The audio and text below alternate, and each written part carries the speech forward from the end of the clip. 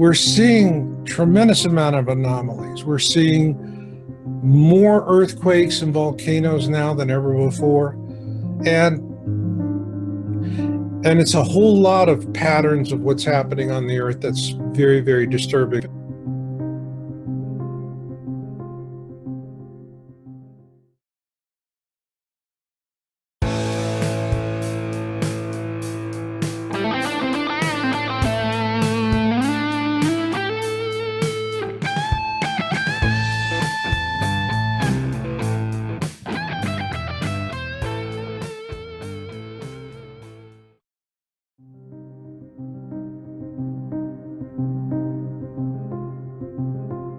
When I first started doing this in '99, there was going to be 40 volcanic eruptions in the course of 12 months. Today, we have that many running concurrently at any one time. But what really gets me is start tracking the number of reports where you are seeing ash columns going thousands of feet, up into the air, and it's affecting air traffic. We see all the patterns. I wonder what's the value of even reporting it, because people are so inundated with this bad news, they're just turning it off. This is like, I just want to get scared. I don't want to think about it. I just want to get scared. I see disinformation campaigns where folks are coming out and they're going, oh, there's nothing. The idea of a new planet is certainly an exciting one for me as a planetary scientist, and I think for all of us. The January 20th paper in the Astronomical Journal is fueling our interest in planetary exploration and stimulating a healthy debate that's part of the scientific process. I couldn't be more pleased about what's happening. It's all about starting the process that could lead to an exciting result. It is not, however, the detection of a new planet. It's too early to say with certainty that there's a so-called Planet X out there. Is science going to save us? No, science is really only exacerbating the problem. This is driven because we have a sister sun, Nemesis, a brown dwarf star, companion to our own soul, that is now coming into the core of the system. And this is what's causing all the perturbations. Remember, Nemesis is a system.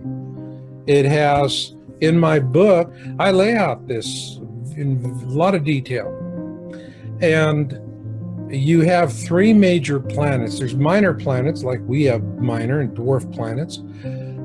That system, the three major planets, the innermost is called Helion, and then the second innermost is Arbota. It's a rocky planet, and then the third is Nibiru. It's the furthest out. But then there are others, and then there are moons. And these are all sizable.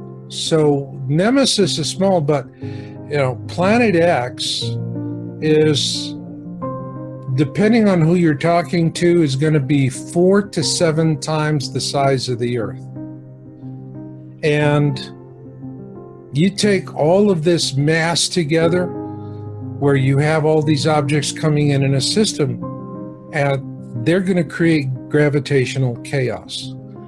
This is a real important part. Now, we first started studying this right in the beginning with the Kozai mechanism. And we delved into that because this is a question that was on our minds back around 2002, 2003. And the Kozai mechanism is a theory that was created by Yoshide Kozai, a Japanese astronomer, to explain how a smaller object in an unstable orbit orbiting a larger object is how its orbit is going to be affected. And it's going to have one of two effects. The smaller object will become highly erratic and will be spun out into, literally thrown out of our solar system, just thrown out. Or it's going to collapse into the object that it is, the larger object that it is orbiting. So it's either going to tighten up in the orbit or it's going to spin out entirely. I find it interesting today that there's two things really going on. One, my work is being more heavily suppressed by the elites than ever before. I'm being ghosted on the search engines, all other kinds of interference and hassle. And on the other hand, the things that I have been saying and ridiculed as for having a tinfoil hat conspiracy view of the world, now they're saying it too. So I don't know, maybe I need to start mailing out a bunch of tinfoil hats. But the last flyby was Exodus. And Exodus is very well documented both in the Torah and in the Kolbrin Bible.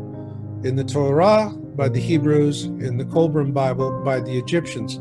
The Egyptian accounts parallel those of the Hebrews in many details. The Kolbrin documents this last flyby from the viewpoint of the Egyptians. What did the Egyptians see and what did they document? It's not the size, physical dimension, it's the mass. And we are in a binary star system, and our sun has a companion. Now, you have a brown dwarf, and a brown dwarf that's a very small sun. They're very common throughout throughout the universe, and more so than our type of sun. But they're just very difficult to see because, unlike our sun, they ignite, but they don't have the critical mass to continue what I call a nuclear furnace like our sun, keep burning. So they just ignite, and then they slowly, over a long, long period of time, like coals in a barbecue, just bank off. And that's the reason why when these guys in Argentina said, we found one that is very cold, that would indicate it is extremely old. And a lot of times I subscribe to the theory that these brown dwarfs are created in unique stellar nurseries and wind up becoming rogue objects and passing through space until they're captured by the gravity of a larger sun. And their job essentially in a universal scale is to keep things from becoming static, to cause change. And so that would cause the tilting. Now, the question is, if it's causing everything to tilt, how do you say that this is in a trans-Newtonian orbit? You're pushing way, way out there into the Kuiper belt. That is an incredible distance. But if, on the other hand, this second sun is in a long elliptical orbit around our sun, then that would bring it into the core of the system and back out again. And that is what would cause the tilting in the planets. And so when we look what's happening with the perturbations to the planets in our system, then that is more explained by this having a comet-like long orbit where it's coming in from way south in the southern skies, coming up around the sun, and then going way back down again. And that's what's happening right now. And the Nemesis system that we've been getting a lot of images on is on the opposite side of the sun.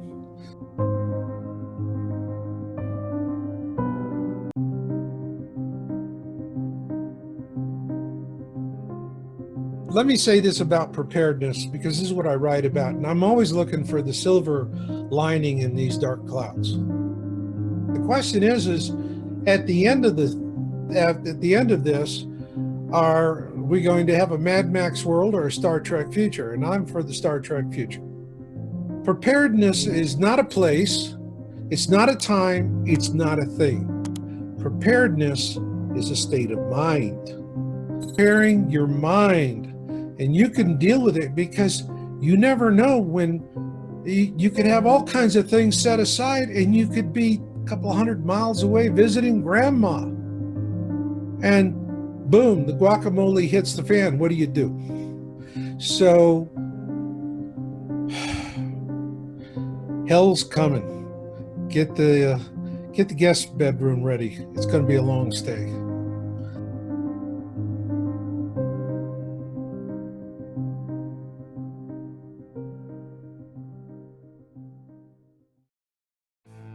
This has been the Confidential Report. For even more stories like this one, make sure to subscribe to our channel today. And please show your support by clicking the like button on this video. For even more stories and news you deserve to know the truth about, follow us on Facebook and Twitter. Thank you for watching the Confidential Report.